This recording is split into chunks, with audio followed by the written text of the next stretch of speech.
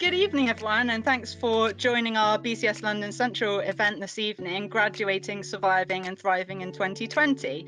I'm just going to go through a couple of bits before we kick off. So just to go through the agenda briefly, we've got a couple of minutes of an introduction from me and a BCS update.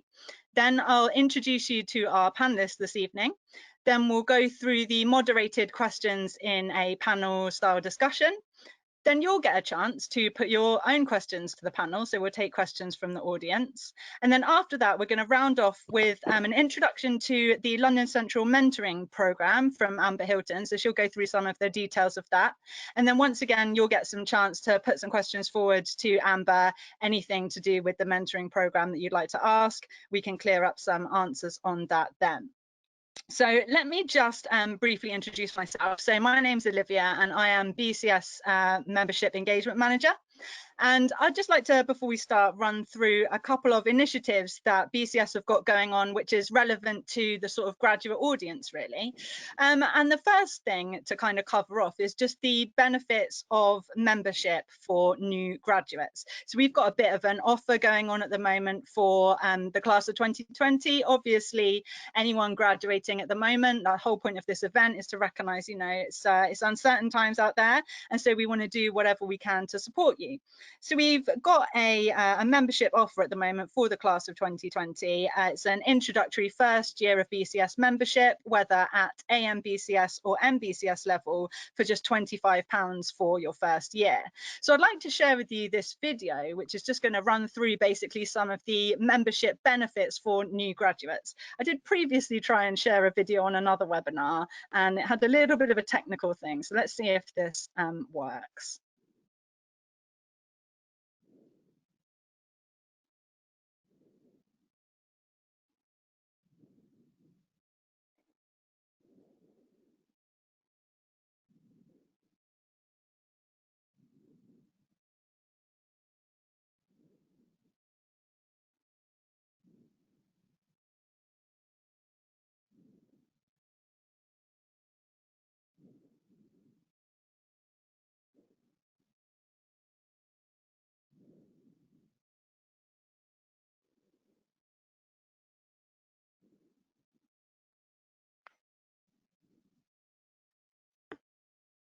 Oh.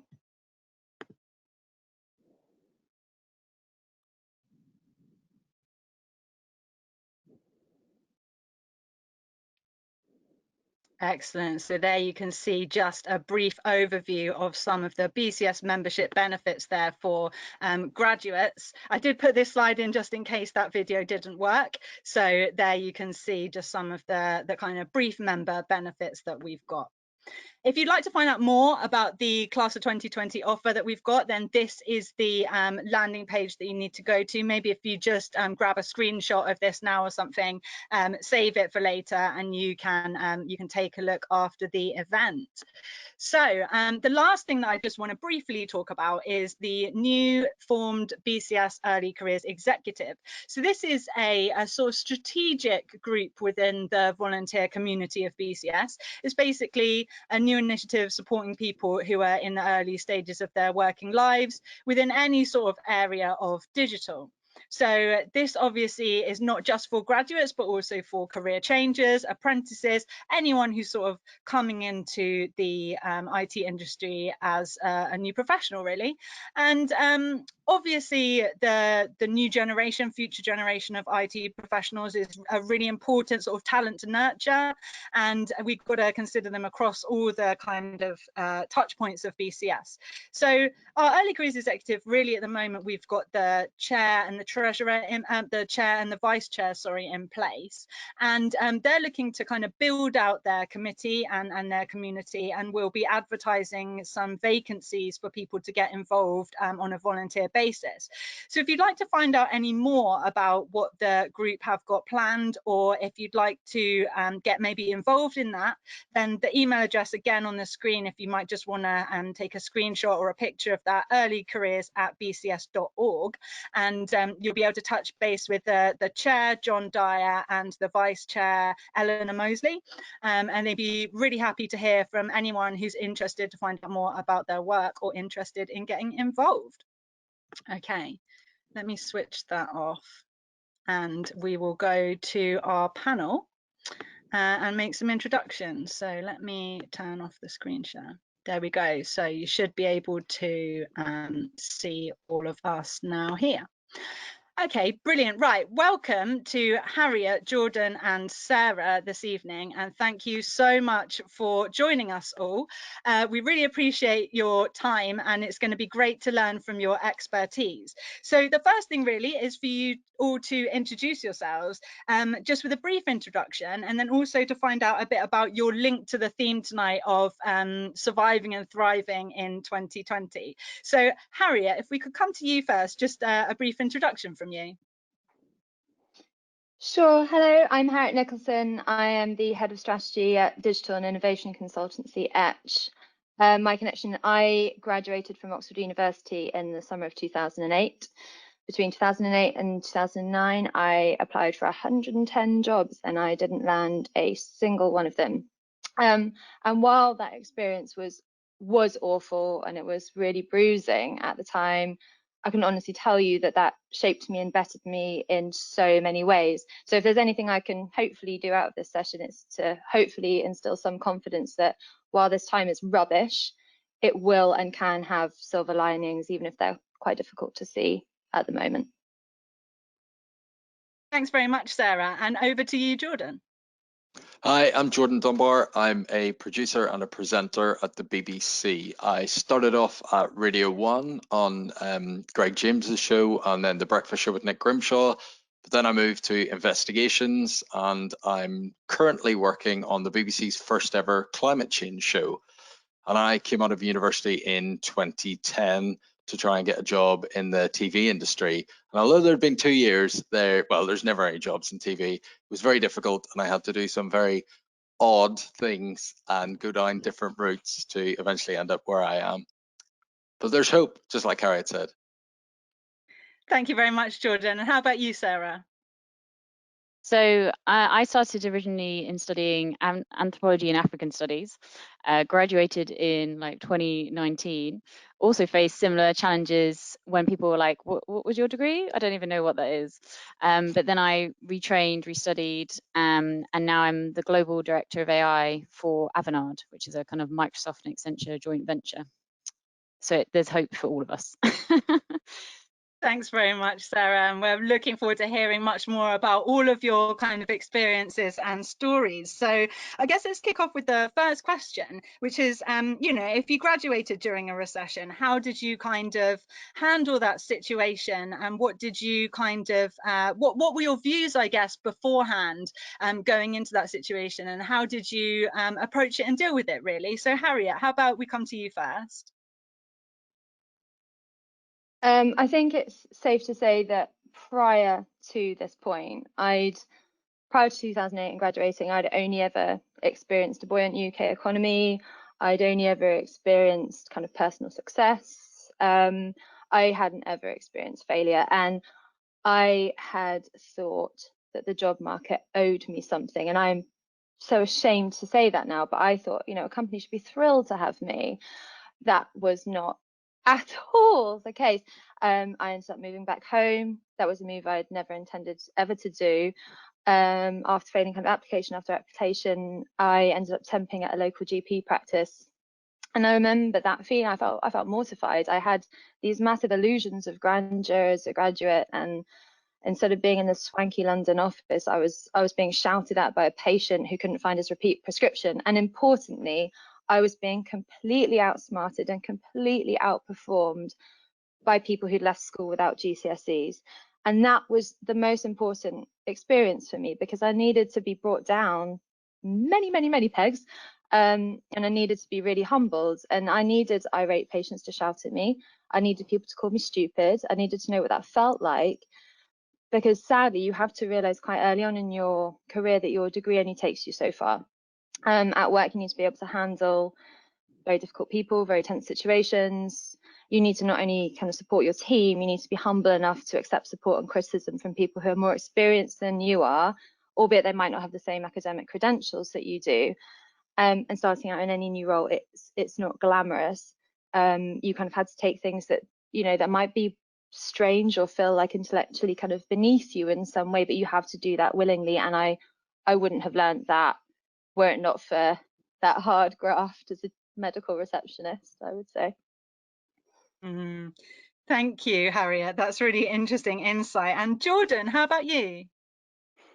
I think the first thing I'd say is that this is a good time to consider the world and all the pressures that you normally have on pause.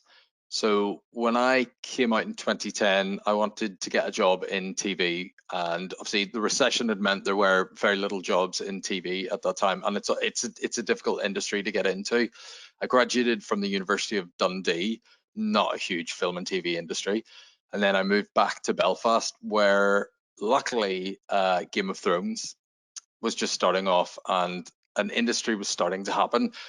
But in a recession, there's lots of people then go for a limited amount of jobs. So what I actually did was I went on the dole, and it was the best thing I could have done, because within the Job Seekers Alliance and within the employment, there's lots of different schemes. And I discovered a scheme whereby the government just gives you 74 quid a week. It's like Job Seekers Allowance at the time, but they pay a company to take you. You're like free labor.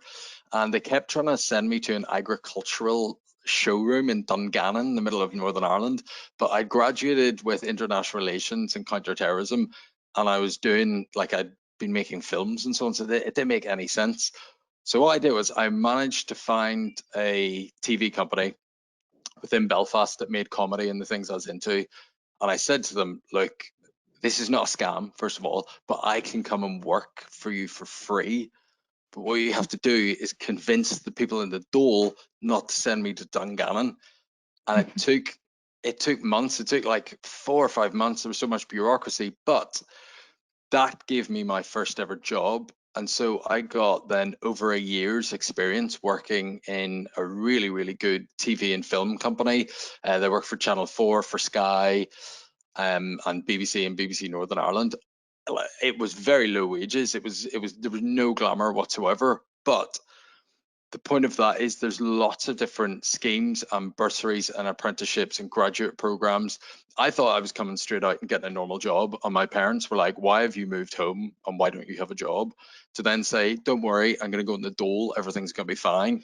That shocked and surprised them, but it did actually work out. So I think this is a moment when the pressure for you to succeed in the ways that you would have when the world was normal, you should put a pause on that and look for other pathways to get to where you want. It's a long term, it's a marathon rather than the sprint that I thought it was at the start.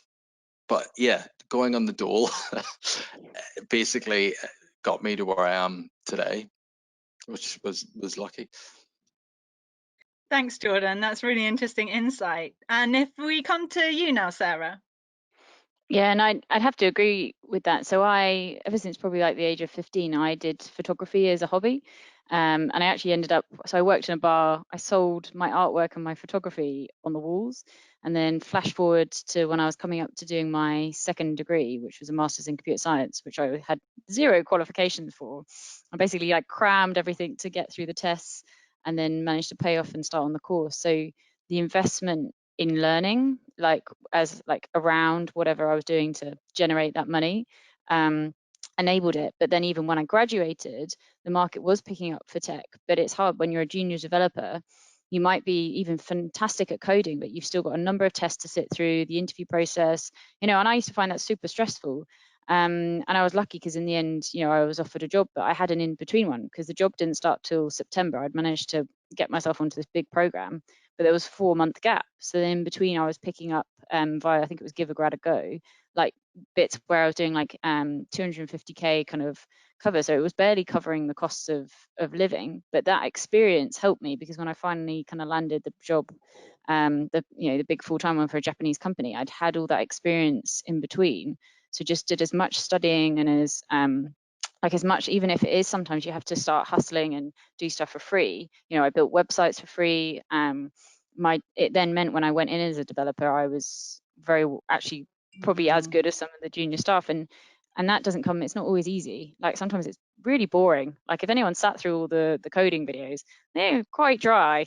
So, but you know, if you've got friends who are also in a similar position, or anyone who's like kind of asked you as a favor, you know, they can pay it forward. They can be your reference. You know, you can think of ways actually if you've done a good deed, you can pay it forward. That's brilliant. Thanks, Sarah. And so, with that kind of experience in mind and all the kind of things that you went through during that time, I guess now, you know, there's a kind of a second round of people going through this now when they're graduating. Do you sort of look back and think, God, if I got to go through that experience again now, if I was graduating in 2020, I would have done X, Y, Z differently, or I would have done this as well, or instead? Is there any way, I guess, you would have changed how you responded to the situation? Harriet? I think what I would always kind of say to that is you are the sum of all of your experiences. So, you know, at the time, that situation felt bleak. You know, I'm not going to lie, I lost a tremendous amount of confidence and faith, felt very low at periods of that point. You know, I probably made some very strange decisions at that time to try and, you know, do this, that, and the other. But honestly, on reflection, I wouldn't change anything, because to be honest, if I'd made a different decision at that point, I would have made a very bad graduate hire. I would have made a bad graduate manager. I wouldn't have gone through this meandering path that ultimately led me going back into education, going back into a master's degree. I wouldn't have met my husband on the steps of like the world's worst student nightclub. I wouldn't have had his children. You know, from my point of view, I feel like there's a direct line that kind of connects my happiness in life now and all the things that make my life really fulfilling, all the way back to that 2008-9 recession. So I guess like my tip would just be sort of, as dire as it feels, embrace the serendipity, because you never know where that slightly meandering and strange path will take you, and it does make you kind of a stronger and better person and a better employee and probably a nicer human being, I would say, even if it doesn't feel like that right now. Yeah, definitely. And I think that's a really great way to look at it. How about you, Jordan? Unlike Harriet, I regret most of my decisions. I would do things quite differently. What would I do? I think I would have sat down and because I wanted a normal job and I was unwilling to accept the realities of both the economy and the TV and film industry that I was going into. Whereas now I think do research on what schemes are available, what help is available, like different education programs. This is where you have time right now, because like I say, everything's on pause. You're coming out of university, you might have to move, but like, I don't know about all of us, Harry, you definitely had to move back in with our parents. So I would have felt a lot less ashamed, because like there's nothing you can do when the financial markets crash, and there's nothing you can do when there's a once in a lifetime pandemic. So the shame of not achieving things immediately is really stupid. You just need to get rid of that. Think of it as time to do things that you might not have had time to do. We all had time to do loads of weird and wonderful things. I know people that came out after the recession that went straight into jobs and they really regret it. So I would have done more research about the different schemes. There's a European Commission scheme that I got onto where, depending on your degree, they'll pay for you to go and learn a European language and live in a European country for 4 months. So I moved to southern Italy, learned Italian, worked in a completely random job in tourism, had nothing to do with where I thought I wanted to go, but doing that then made me more employable down the line. Those different opportunities are out there. I took too long to start making my own content because I wanted to go and work for other people to make their content. But if those jobs aren't there and that's what you want to do, you create your own. So I set up my own comedy show. I had a terrible startup. I made absolutely no money. I did the Edinburgh Fringe as much as I could and lost loads of money, but that's just an investment in skills, really. And it was fun. It was good crack. So I think I would have made my own content. So I would have made things happen for me faster.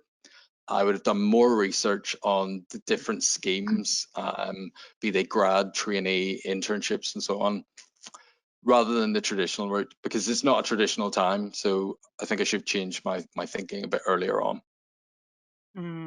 That's brilliant, thanks. And coming to you next, Sarah.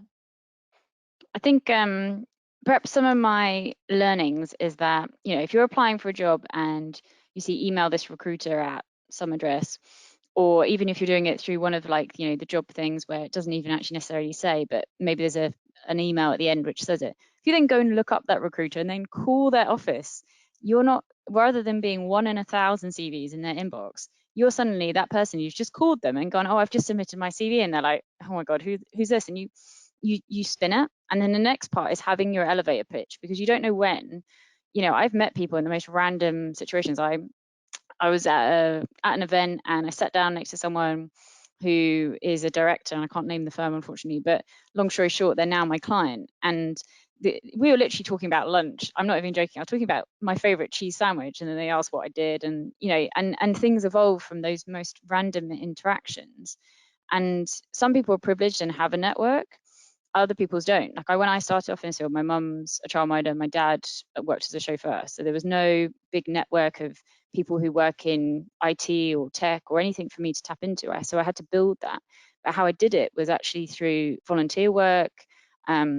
Now I run events, actually, so I sit on the board for Developer and CAS Global Leaders Program. So there's scholarships available. And again, I think what Jordan mentioned, look for anything. So if there's a course in cybersecurity, a course in AI, whatever you can get for free, apply. Even if you think it's a 1 in a 30 billion chance that you're going to get it. Like, when I was applying for MBAs, I could only do my MBA again because I got a scholarship. And again, I thought, there's no chance I'm not going to get it. And then lo and behold, I did. And not only that, when I was actually made redundant at the firm I was at because they got sold for millions of pounds, sadly I did not profit, I then got an additional scholarship, and that was through all of my work volunteering to actually run women in tech programs and promote it. And that the connections, and even being on this call today, is showing that, you know, at Avanade, you know, under normal circumstances, we would be hiring. So, and that hiring will reopen because there's a business need. So, you know, if you connect with those people, connect on LinkedIn, have an updated profile, really don't be afraid to put yourselves out there. Only takes one person to say yes. Doesn't matter about 20 million no's. Yeah, that's a really great outlook, actually. I really like that bit. So that kind of covers off your experience and some reflections on that. So the next few questions really are about some advice that you might give to people graduating now. So we'll cover sort of some advice given the current situation, and then we'll talk a little bit about opportunities to upskill and opportunities to stand out in the recruitment and job application process. So Harriet, to you first, what advice would you give to graduates in the current situation? What would you tell the audience?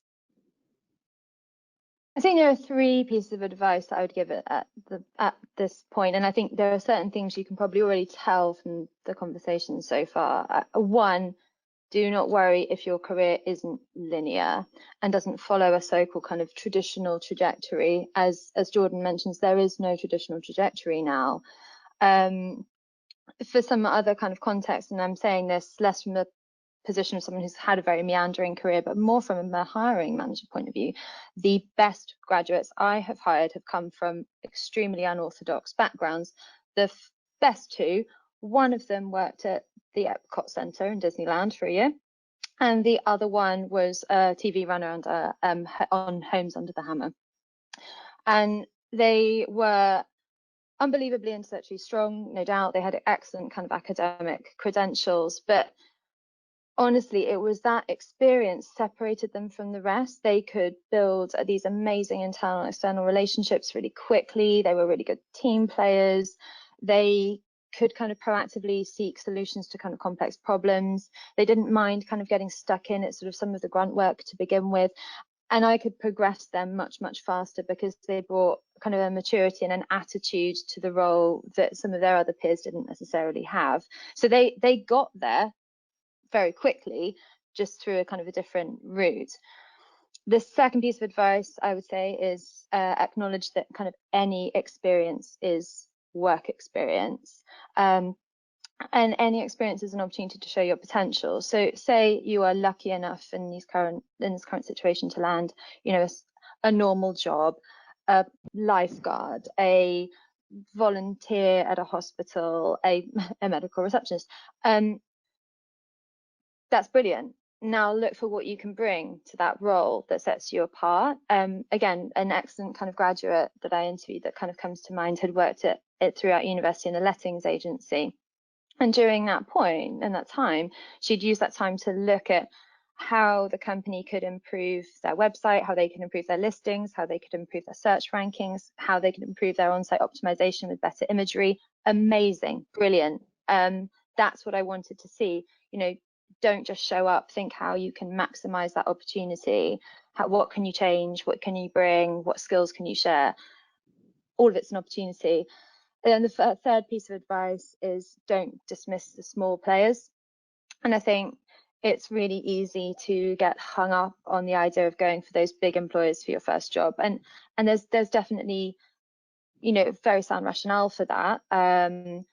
The big guys will have the bigger training budgets, there'll be kind of more support, bigger peer groups, etc. However, think about it right now, and again, it kind of goes back to that sort of less traditional trajectory. Who looks better as an applicant? Someone fresh out of uni, or someone who is out of uni but has spent a year demonstrating their kind of commitment, their success, the proactive nature in a smaller scale, a less glamorous company. For a little bit of context around that, my sister graduated in 2010. She ended up landing her management consultancy role, obviously in part, you know, in large part due to her kind of intellect and capability, etc. But a massive part of that was also a glowing endorsement she got from her line manager following a temp job at Southampton City Council. So all of these things are valuable, basically. Definitely. That's really good advice. Thank you. And Jordan, how about you? Obviously not everyone's going to be trying to become a presenter or producer, but I think what Harriet says goes for lots of different industries. The first thing I'd say is you've got time now, and you know, if you've moved back in with your parents, you might not have rent pressures. What can you do in that time that you couldn't have done before? So for me, while I was on the dole waiting for the people not to send me to an agricultural place, I set up a comedy show. I wanted to work in Saturday Night Live, but they don't hire in Belfast, and there's nothing else like it. The network for comedians and producers and stuff in Northern Ireland wasn't great, so I basically set up a comedy show and then brought lots of people in. It was like a showcase, so it wasn't just my stuff. There was 14 of us, and then we'd have different stand-ups and we'd invite different producers, and in that way we could build a network. Didn't make any money, it was a real pain in the ass, took loads of time, but I had time. And then through that meant that you met people and people remembered you. So considering what can I upskill, but there are things, whether it be a startup or learning something completely different that you never would have done, now's the time that you can do that. Now's the time that you have time. There's not that pressure. Your parents can be going, like, there's a pandemic, so if your parents are on your back to get a job, this is the best excuse you're going to have, hopefully, in a century, to say sorry. I don't know if you've seen the news, but there's some stuff going on, and in that time you can use that. I shot and edited things to get better at doing that. I set up the comedy show and I met people. I just met so many people. Sarah was talking about ringing the recruiter. This is the prime time. Everyone's just going to think, oh, God love you, because you're coming out in this time. Whatever company it is, feel free to get in contact with the people that work there and ask for a coffee or a Zoom or whatever it is. I think they would do it. Most people have always helped me, but especially now, they're going to feel even more inclined to help you out. And that sort of proactiveness before you go for a job, so finding out about a company and doing some proper research and having a passion and ideas for it, that will go so far. And I did a lot of free work, which you shouldn't do. I mean, there's a certain amount. TV and film is different to other industries like fashion, it's annoying that you end up doing internships. But when there was no work, I accepted that doing something I loved for free, even if it was like making tea on film sets and stuff, that was still worthwhile because I got to be around the people that I wanted to eventually work for, and I got skills.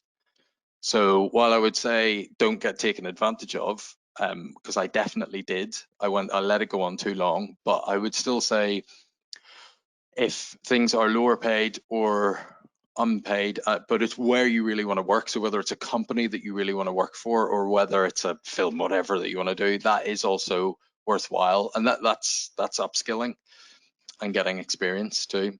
And my last bit of advice would be what Harriet said, which is don't be afraid or have any sense of shame of, right, I got this degree, but now I'm working, like I worked in nightclubs, worked in cafes and stuff. But it's funny because when I work in nightclubs and cafes, I still always describe myself as a comedian. So it was never like, oh, what do you do for a living? Like if I met someone in a bar, I was never like, oh, I work in a cafe. I'd be like, oh yeah, I'm a comedian. Because to me, you are essentially what you're passionate about. So whether your day job is X, Y, and Z, nobody cares. What they care about is your passion. So it doesn't matter where you're working to earn a bit of money, that experience will come in useful, and it doesn't mean that you're not on your way to wherever you want to go, is what I'd say. Yeah, definitely. That's really great. Thanks, Jordan. And over to you, Sarah, for your pieces of advice. Yeah, and I think, well, I touched on them before, but well, one new one is actually like reaching out to people for mentoring. I know you mentioned also a mentoring program, but this is a really great opportunity. If you've got a director or a C-suite exec who's your mentor, whether informally or formally, that opens up new channels of possibilities. And frankly, I think I have about 10 mentors. I'm not even joking. And some of them end up becoming friends.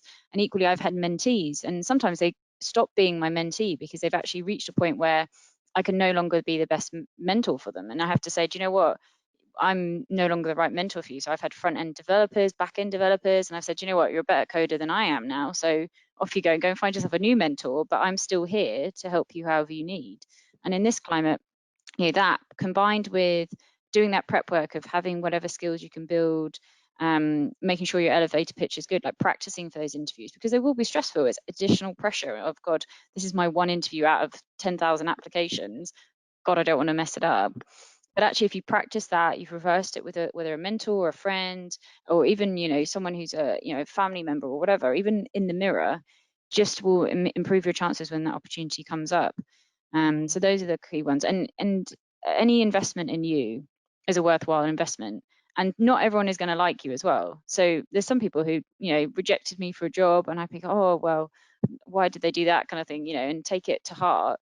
But then actually, flash forward X years, and I've actually learned it would have been the worst thing ever if they'd hired me. So you are looking for that mentor or even boss who's actually sees the potential in you and will support you. And I did loads of volunteer work. So when I was in my first job, I was actually not allowed to present. They thought I was a terrible presenter, so I would submit my work or whatever to my boss, and she wouldn't let me talk. I then volunteered to teach IT skills completely in my free time as part of a CSR initiative to a women's refuge. Now, these women were like, speak up, like some of them had like partial hearing, some of them English wasn't their first language. And then flash forward, I don't know, 5-10 years, I've done a TEDx, I've spoken on part of like the UK Department of Trade in South Korea. I've done these amazing things, which if you'd asked my boss back 10 years ago, never would have believed in me and would have doubted it. And the point is back yourself. Like, just because one person's rejected you, don't take it to heart. So Thank you. They're all really, really good points. And the next question we've touched on a little bit is about how the graduates at the moment can kind of upskill themselves. So we talked a little bit about building up a portfolio of work and doing little bits of stuff for free and stuff like that. But any other sort of practical advice that you've got on what people can do to gain some new skills? Over to you first, Harriet. So I think firstly, and it sounds kind of basic, but obviously look at your desired job description, scroll down to the bottom, look at those skills, desired or essential, look at what they look like. Then start stalking people in those roles on LinkedIn, and again, scroll down, look what's in their, say, courses that they're looking at, look at the kinds of articles that they're sharing, then take it on a notch and look at the next level up from, say, entry-level grad. What are those skill sets looking like? And that starts to give you a certain degree of framework around, okay, well, there's this expectation, there are these sorts of courses seem to be reasonably kind of common, or this is a particular area that seems to be growing, or someone, you know, people that seem to be interested in. Incidentally, if you can't find out the information that way, DM people and ask people like, hey, you know, what resources are you finding useful? What industry titles would you recommend I follow? Are there any kind of YouTube videos that you'd really recommend? Those kinds of things. I think where things have really shifted, you know, from when we graduated 2008, 9, 10, you know, we didn't have, I'm sounding like a granny, like we didn't have access to all these things, but we didn't have the same amount of resources available to us at that time, you know, and admittedly education was a bit cheaper back then as well, so we benefited in different ways, but quite a lot cheaper, sorry. But we, you know, there is so much out there now that you can use those job descriptions and LinkedIn profiles as a benchmark, but then seek where you can to access that information, getting as much for free as you possibly can. The other side that I'd always echo is that there's obviously the kind of hard skills that are useful to kind of get, but don't underestimate the soft skills. And again, it kind of goes back to any experience is work experience. So anything that you choose to do with your time right now gives me an idea as a hiring manager as to your attitude or the kind of person you could be as an employee. So, you know, if you are spending this time, for example, and you've been volunteering, or you've been checking in on your neighbours, or you've been painting a neighbour's fence, or whatever it is, that gives me an idea as to who you are and the kind of attitude that you could bring to a role. So, you know, there's always opportunities, obviously, to kind of upskill from the hard skill point of view in terms of finding those kinds of resources and following them, engaging with them, but also think about those soft skills as well, and how you can demonstrate your attitude and kind of potential in those other ways as well. That's great, thank you. And Jordan, how about you in terms of skills? What would you recommend people kind of have a go at? I think a great thing that I ended up doing is looking sideways. So to give you an example, I really wanted to be a presenter. I couldn't get a presenter's job. I ended up being a tour guide in Titanic Belfast. That is basically presenting. That's what it is. You have your own small show with a load of Russian teenagers or Italian teenagers or tourists that just turn up. That really helped because that's a new audience constantly. You have to take in information, you have to project, you have to use the equipment, the microphones and stuff. That's not, you wouldn't immediately think, oh, that's a good idea to go down and do that, but that'll help. That helps me when I go for jobs on travel shows. It shows that you're someone who can deal with people in the same way that Harriet said. So I think going sideways, what are the skills of the job that I want that might not be available? Where else can you use them? Because every job that you do, HR managers, you know, there's like management speak that you can change it. So I made coffee. What does that mean? Well, I was a front facing customer relations manager. So everything you do from being in a cafe up are all skills that are transferable that you just might not think of. So look sideways. The best one to become a producer, the most useful thing I did was I was a nightclub promoter, really, really bad. Absolutely loved it as a job. But that's organizing people, that's putting on shows, that's hiring, that's marketing, that was social media. There was so much in that weirdly ended up as a journalist and as a producer. Those were directly transferable skills, but you might not think that. So think not just about what job do I want, but what skills make someone good at that job, and then where else could I get them, or where else could I do them, whether it's paid or unpaid. But it's all useful. That's really interesting. Thanks, Jordan. That's great advice. And over to you, Sarah. But I would agree with like kind of Harriet's tips as well. Like I remember when I was like creating my first CV and I was like, oh God, what should be on it? What shouldn't? And all skills do end up being relevant. So even recently, I just helped run a AI and West African music festival. And for my dissertation for my African Studies and Anthropology degree, I made a drum, which all the musicians loved because they were like, oh my God, this is great. But at the time, no one would have ever thought that that drum, which I made in Ghana, would ever come in handy. But, but we raised thousands for COVID. But all this volunteer experience over my lifetime for various things actually pays back, because you understand people, you understand different people, what it's like to work with diverse teams. And now when I hire diverse teams because actually I want people from all different backgrounds, so they bring that X element. And if you happen to know, or if you're in the process of just discovering, okay, well what is my X element, the best way to do that is just to go out and try a million things. Like I did a Hinduism module at uni, realized I was terrible at writing Sanskrit and couldn't read it. But hey, at least, if I meet someone from a different background, I can say, well, I want to try this, or tell me about your experience. And that leads to so many conversations. So from a recruiting perspective, you're right, those additional things that you've studied or tried, don't be embarrassed to say, well, I tried this, I didn't like it, but I worked out that I really love X. Or if you're like, oh, I did this and I looked at the skills that you have and I thought actually there's synergies, what would you recommend? If you ask them, I spend 90% of some of my client calls, this is quite rare that I'm talking so much, actually just listening. And if you just ask the questions, you'll learn from the interviews what they're looking for.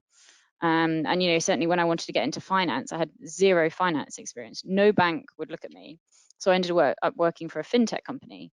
And I went to the first few interviews, they just rejected me. I don't even know why. I think they're like, you're too smart. I was like, what? And they were like, yeah, you don't want this role. And I desperately wanted the role. It was a sales role at the time. It was like a sales and tech sales role. But then after the fifth one, I went in with a PowerPoint deck, copy of their financials, looked at their website, did a full review, and yeah, they offered me a job. And 2 years later, I was building their IT team. And then 3 years after that, I could work in any bank. But at the time, no bank would even look at me. So yeah, just all your experience counts. And if you're looking at a job you like, yeah, don't be afraid to try and apply for another job that's similar. If it epically fails, doesn't matter. Just keep trying until you get the one. Thank you. And the final question, actually, speaking of applications, is about sort of in the job application process, how a graduate can kind of make themselves stand out. So you mentioned, Sarah, already about kind of contacting recruiters directly, but any other sort of tips and advice really on what graduates can do to help their applications or their CVs or anything stand out at this time? Harriet, over to you first.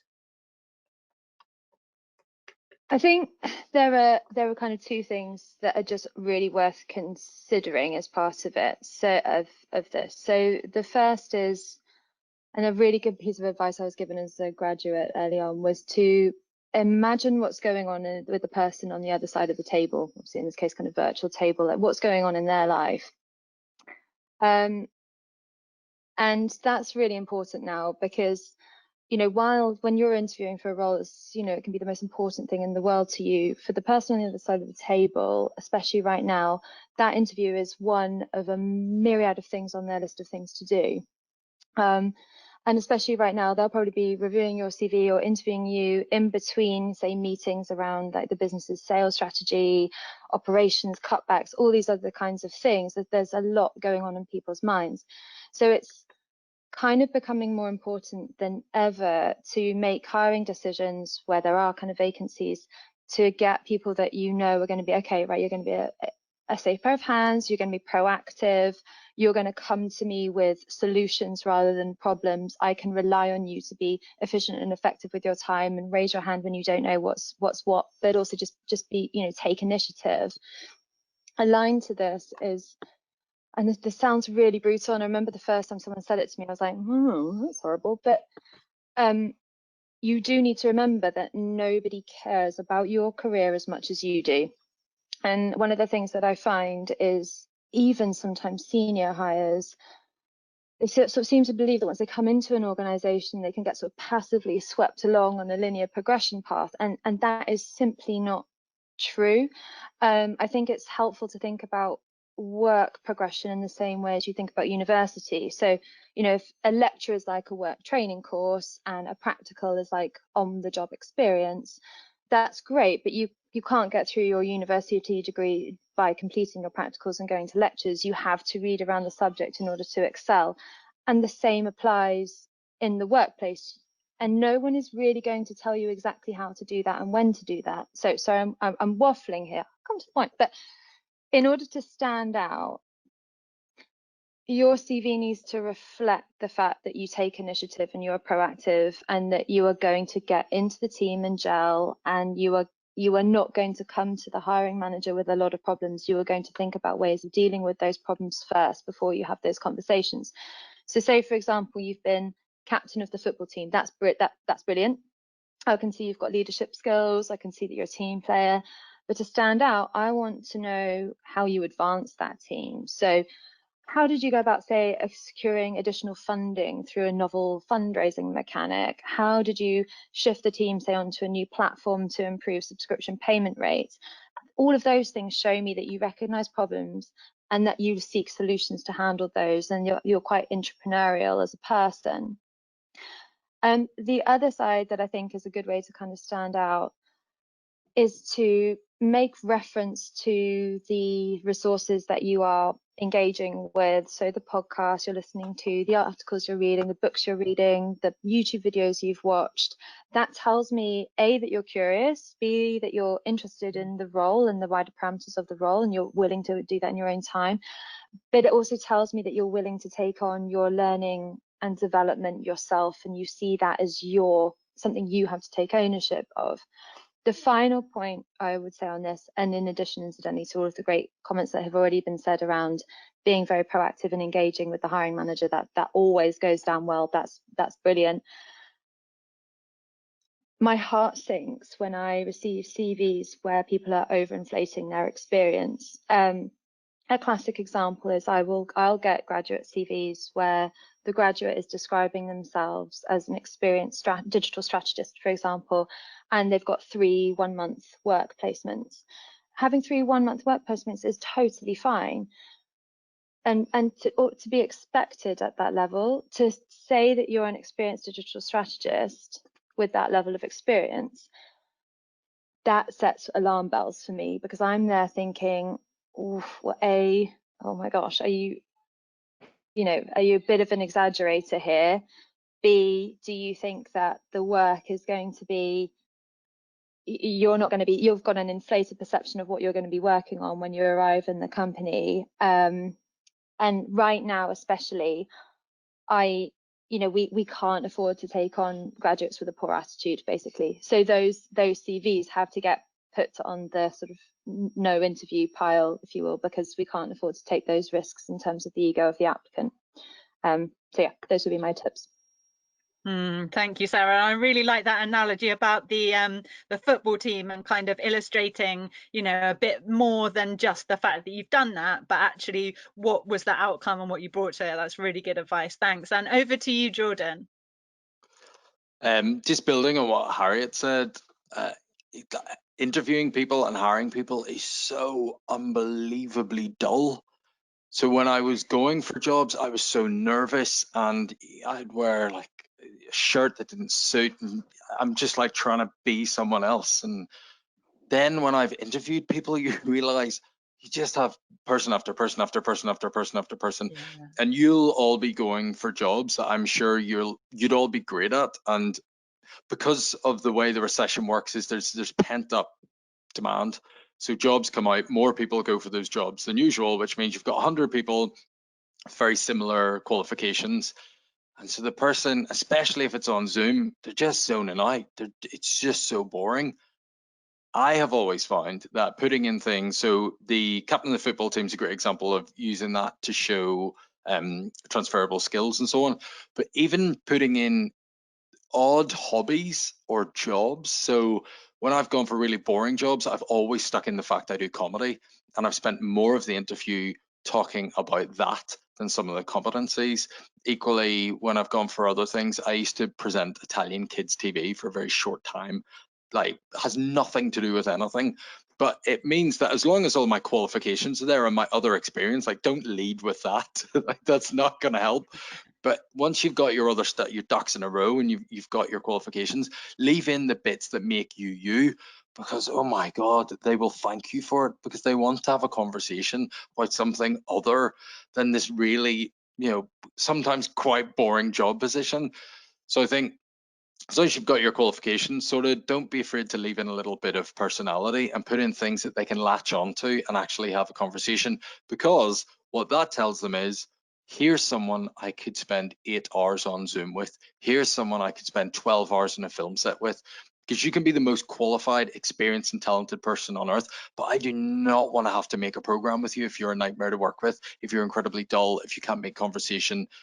You're a person. So demonstrating that in the interview, as long as all the rest of your qualification experience there, I think that really, really helps make you stand out from other people. That's a really good point, and actually makes me think of a time when I interviewed someone for a role, and they'd put at the bottom of their CV that they were really passionate about pantomimes, and every year they took part in this pantomime and helped to produce it and everything. And yeah, we definitely did talk about that in the interview. So that's a really good point. Thank you. And lastly, over to you, Sarah. Yeah, and I would second the comments that Harriet and Jordan. So my one of my hobbies, other than photography, is also I'm a magician in the magic circle. So I've actually demonstrated, I'm not even joking, I've demonstrated to like the head of HSBC, and when I'm talking the head, I don't mean the head of the UK, I mean the head of like the whole bank and risk. I've done card tricks with them to explain like this data and AI tool I built. But in interviews, when I was made redundant after this foreign exchange company firm sold, I was halfway through my MBA, didn't have the rest of the money to pay it off, had to fire my whole team who'd worked so hard to, we basically increase the profit. And I was really stressed. And the problem is, in interviews, the first interview I went to, I lined up 8. Because I'd done all this kind of technical stuff, I think there was a bit of disbelief that someone so young had actually built a team, migrated thousands of rows of data and done all this stuff. But it was true. But where it was frustrating, I wasn't building any rapport with some of the interviewers. They were double my age. There was no synergy. And I just had this crazy idea. I'm going to demonstrate project management using a pack of cards. And anyway, so the next interview I went and did it, and it actually went really well. Anyway, flash forward, and then one interview went terribly. I messed up the card trick. Anyway, after 6 interviews, I got 6 job offers and then ended up pushing up my salary to double, which enabled me to pay off the MBA. But then the university then paid off, extended my scholarship anyway. So it ended up working out really well. But at the time, people thought I was crazy because they were like, why are you doing card tricks in an interview? The recruiters honestly thought I had lost the plot. And they were like, you're going in for like quite a senior role. Anyway, but sometimes that it gave you that memorable X factor. And you do have to be careful because when you're a grad, you don't want to be seen as the wild card sometimes. And, I know when I was younger, I was definitely seen as the wild card. But you can become, as you become more confident and comfortable with you, if you can clearly link it back to a benefit. I've literally done I literally did card tricks in South Korea on stage representing the UK Department of Trade. So it's become part of my story, because actually behind this card trick is an algorithm. So it's managed perfectly to tie into a personal story, which is far more interesting than actually if I said, oh, I'm bloody blah, I'm top 100 most influential women in tech. No one really cares. There's all these accolades, but there's the right time to bring out your secret cards or your magic playing cards. So you could be good at cooking, you could be good at languages, but everything's a transferable skill. And again, if you're trying to befriend those recruiters, if you've got your elevator pitch back down, you think, okay, I'm good at this, and this is something fun about me. And the recruiter can then choose to either pick the serious stuff to go straight into, or they can pick that. And it's the same with the hiring managers. You give them that option. So I think what Harriet and Jordan said and Olivia, I think it's good advice. That's brilliant. Thank you. Right, that's the end of the kind of moderated questions. So we'll move on now to just a couple of questions from the audience. So anyone watching now, on the right hand side, you've got a little like toolbar thing. You should see a place there to enter some questions. But we have got a couple to start with, and we have got just a few minutes to answer some. Sarah looks like she's very popular in the questions. So let's see. we've got this one here. Sarah, quite early on you mentioned about a scholarship, and so this question focuses on that really, and it's what advice would you give to someone hoping to get a scholarship, and how does it work? I think so, as someone who's been on the person applying for a scholarship and on the other side, when you're looking at the scholarships available, most universities have scholarships. You may or may not realize it, and they might have a women in tech scholarship, they might have a hardship scholarship. There's different ones for like different like kind of reasons, and so it's worth checking out, one, which one most resonates. Two, when you get onto the application side, again, it's about having that elevator pitch. What makes you special? And for me, the reason I think I got the scholarship wasn't because I was the smartest person and I had the top grades. I actually think it was because I did so much volunteer work. I was volunteering. I started off as an apprentice and developer, and now I sit on the board. But as part of that, we did events at Downing Street. You know, I got mentors through speaking to people. And if you find like a really successful group to join, whether on a volunteer basis, and earlier you were talking about like the early careers, you know, that can be like gold dust on your CV because it shows that you're getting to work and network with lots of different people. So my recommendations, there's lots of courses available as well. You know, you can get free access to also big AI events. So Developer, the Women in Tech program, we just did a thing where you could pay £5 for a ticket to come to the women's brunch, but you got a free ticket to the whole AI summit event, which was, the ticket was worth £300. So check out any kind of IT industry events, which you might think, well, it's for professionals, but think about it, you want to be, you know, the latest and greatest professional. If you already managed to get into one of them, you can PM people, you can link and connect, you know, and find a mentor as well. I really honestly, I have like 5-10 mentors, honestly, for different recruiters. I also have 5-10 different recruiters. Like, and the point is that my network is diverse, because if something, like say I decided to quit my job tomorrow or lost my job tomorrow, I know the people to immediately go to say, right, what do you suggest? How do you help? And yeah, so that's it was a bit of a long meandering answer there, but hopefully they answered. And if you're interested in the CAS Global Leaders Program, you can check out the website. So you can just Google that. So that's just one university. There's actually multiple universities, Henley, UCL, they're all offering them. So definitely check them out. Or the cheaper courses are like things like, you know, you can do Udemy, Coursera if you're just looking for something online. And then the next stage up is things like Makers Academy, like, so yeah. The Alan Turing website also has a great list of networks you can join. Maybe I can send the link, but basically if you look at Women in AI Alan Turing, it lists all the kind of AI groups you can attend events for. And then I can even post something on my LinkedIn. So if people want to add me on LinkedIn, then I can do a post to link to it or something. Oh, that would be fantastic. Thank you. And actually, we've got a couple of questions around, well, one around LinkedIn and one around cover letters. Let's come to the cover letters one first, because that's not something we've touched on yet. And the question is simply what to kind of include in cover letters. And again, I think when we're talking about sort of making our applications stand out, it is quite difficult to kind of think about what to say in there rather than to just go through the person specification or whatever one by one and think, right, well, I can do this, I have done that, or whatever. So what in your eyes makes a good cover letter? And I guess that question is really to anyone who wants to have a go at answering. Yep, Harriet. I think again, it helps to think about the hiring manager on the other side of the table. So to be brutally honest, it needs to be brief, and it needs to get to the point pretty quickly. And I know that sounds horrible, especially, you know, when you spend so much time in your application, you want to make it perfect. Brevity is perfect in that scenario. However, you can go beyond the website level of information, dig into something around the company that isn't immediately obvious. So for example, you know, the good ones that I'll get would be like, congratulations on your X agency win. It's like, brilliant. Actually, you might have, you know, I mean, it's silly, but you've gone to the level of looking through our Instagram feed. That shows me that you're looking at different sources. You're not just taking things on face value.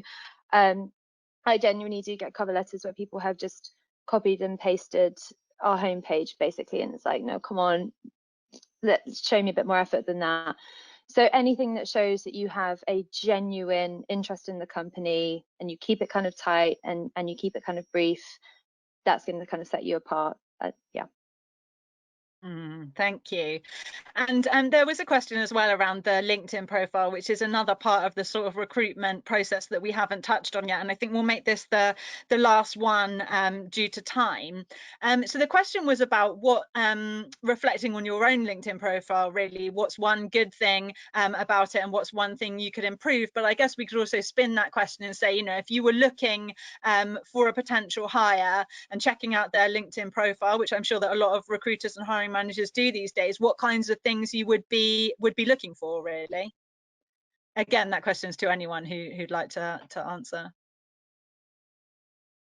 I think if you're, you know, certainly in my space, like I do look for the kind of the experience they've invested. So if they're talking, oh, I want to get into cyber, if they've then listed they've done a load of Udemy and Coursera courses, it's showing that initiative of actually like, okay, I've gone out there. So even if they haven't got the experience, sometimes, you know, when I was also hiring at EY, I hired a couple of, well, 2 women who went on to be like the best kind of RPA developers and programmers. And at the time, they had 0 experience. They did English, but I could see from how they approached answering the question, the aptitude and the intelligence. And if anything, I thought actually I'd rather give them a shot than someone who has maybe done computer science, but actually hasn't invested any time actually doing the additional work in, say, the presentation or whatever, because they had those client skills. And flash forward 3 years, they're still in EY doing really, really well.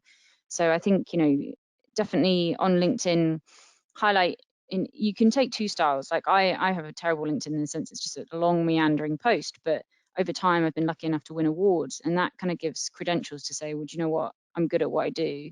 And there's actually been less emphasis on me actually always saying, oh, I did a master's in computer science, and now it's more about actually the work experience I've had. You know, I've built multi-million-pound systems, I've done that. But if you're like at the beginning, I remember at the beginning I had nothing. So I think actually on my LinkedIn profile it was probably like quite vague and just to the point. Actually, I said I've done these things, I have interest in these things, and really passionate about X. And my passion was like promoting women in technology, teaching, training, developing, and that's stood me in good stead. So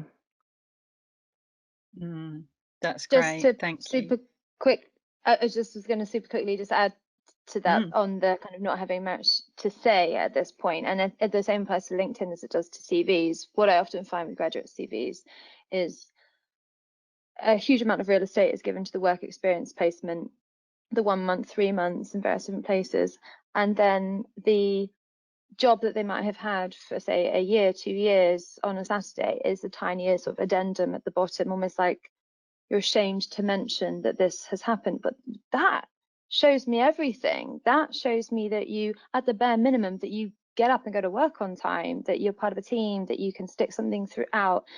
So don't be ashamed of a so-called kind of normal job, I guess, because that speaks volumes about you. And again, if you then also demonstrate on LinkedIn and reflect on how, say, you've maximized that opportunity, or how you've changed something in that opportunity, or how you've helped upskill other people, again, that's what I want to know. Brilliant that you've done the work experience, but I you know, that's where the kind of the gold is, and the reassurance comes from a hiring manager point of view. That's a great piece of advice. No, thank you very much, Harriet. Right, that's the end of the panel section now. So thanks very much to all of the participants today. Thanks, Sarah, Jordan and Harriet, for all of your insight. It's been really, really valuable to hear about your tips and your experience and everything. So that's much appreciated. And